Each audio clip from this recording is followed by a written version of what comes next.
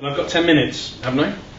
You've got 20 minutes between you. Okay, you want to right. fight it out. After my sort of sweeping generalisation that I shall deliver over the next few minutes. And sort of just picking up on some of what Mike was saying earlier, I think that my sort of headline point about London is this is not a place in which we should try to exercise control.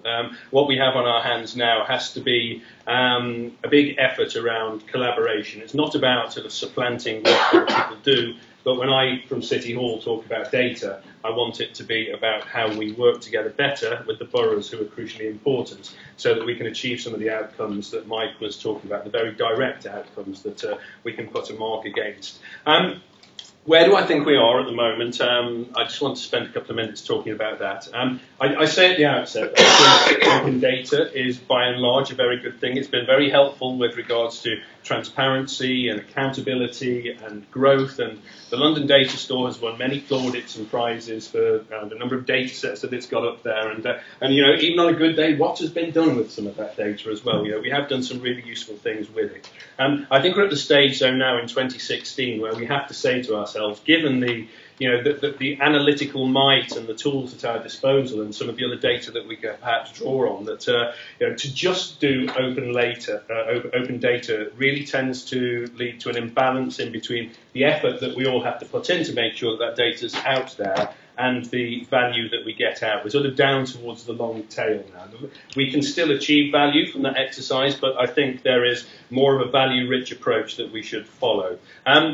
I do say also that data is undoubtedly a valuable asset in this city, and again, I won't sort of build on what other speakers have said, but the time is now to make sure that the potential of that data is fully realised, and this does echo what one of the previous speakers said.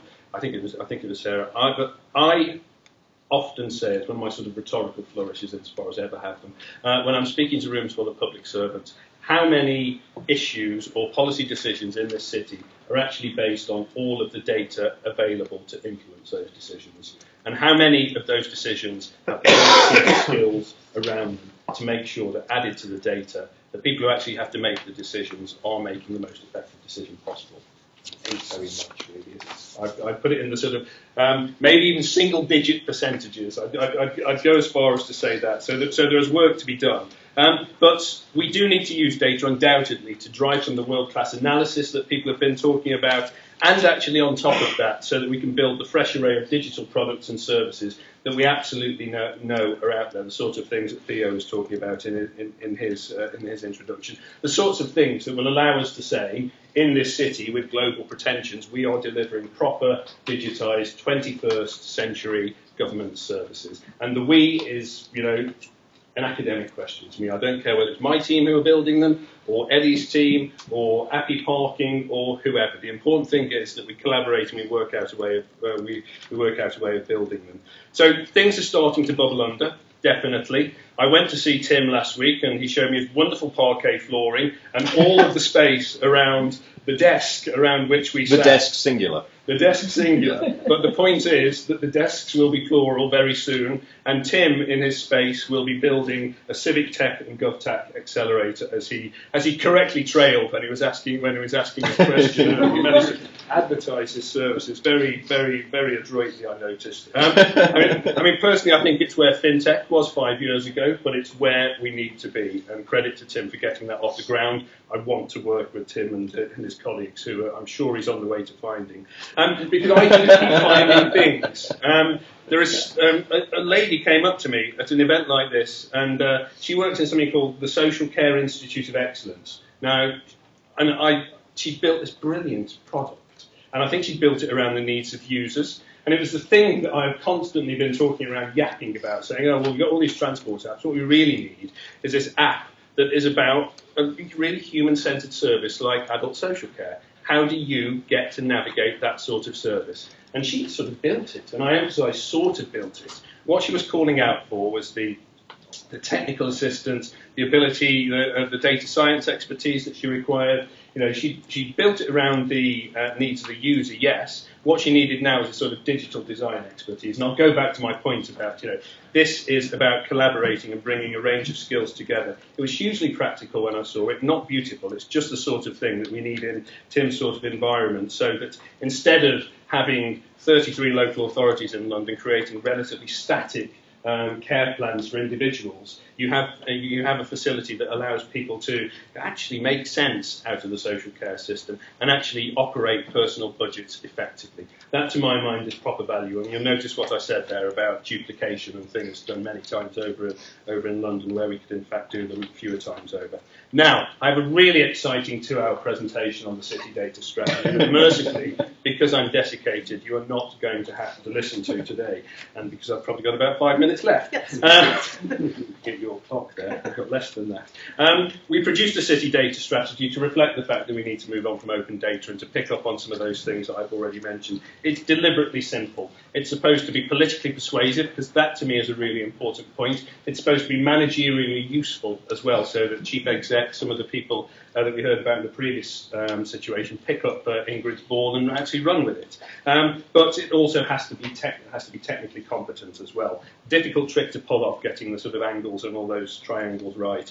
It contains 6 themes. Priority actions under each one, no more than 5. A central theme is this new definition of something that we call city data, and about being more purposeful about how that data is used. City data needn't necessarily mean big data or more open data. I'm just interested in accessing data that allows whomsoever to drive value out of it. That, to me, is much more exciting than having a ticker in the corner of London Data Store going tick, tick, tick, tick, tick, with more data sets added.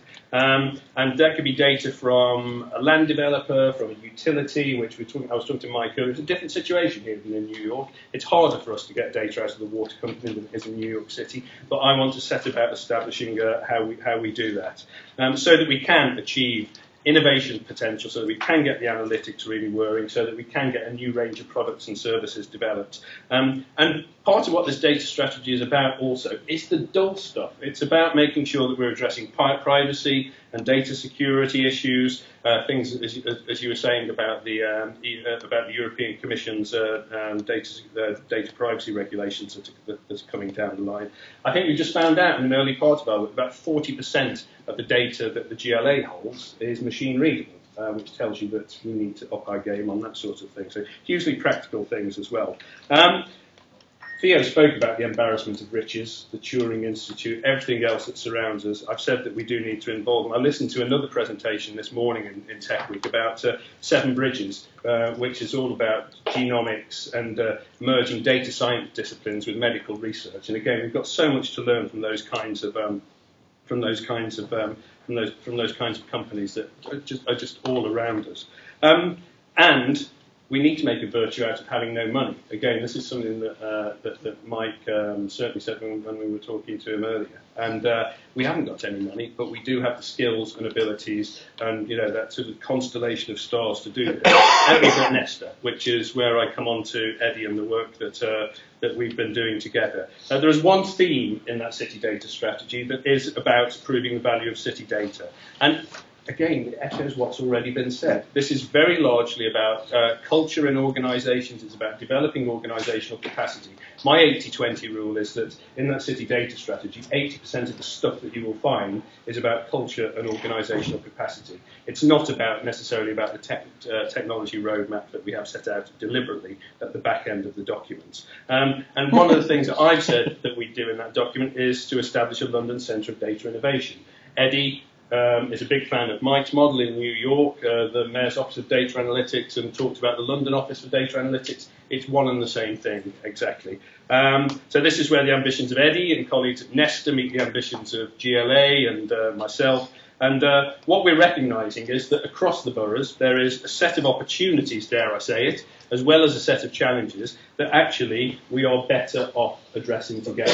The public policy problems largely cross boundaries. The technology and the data solutions we can apply irrespective of what those boundaries are as well, if we agree to collaborate. And we have this sort of huge, admittedly disorganised data lake on which to draw as well. And we have to acknowledge that resource is scarce. I've got a few data scientists in my team. I don't know how many data scientists there are working in this particular authority. Theo, do you want to have a guess? Or one-hand job? Or Chris will know. Yeah? Not very many. Not very many. Excellent. Excellent. Machine readable. No. So all the pieces of the jigsaw are in the box. As I've just said, we've got some of the analytical capacity in the GLA. We've got a track record of developing our own data-driven products and services.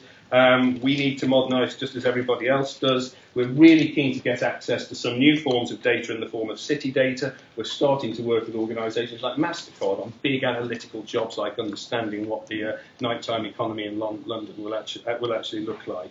So we're quickly gathering support. We're gaining momentum. Eddie and I are spending far too much time together. There's a meeting tomorrow where we've got an elite group of 11 London boroughs with whom, with Mike's help, Mike's going to provide the inspiration, Eddie and I are going to provide the dull stuff, I suspect, where we're going to be talking about how we bring to fruition, or actually speak in plain English, Andrew, get started a pilot around our own London Office of Data Analytics or London Centre of Data Innovation, whatever we want to call it. We're going to do it. We're active, we're building momentum, and we've got ambition. There, I'll be quiet. Thank you. Thanks.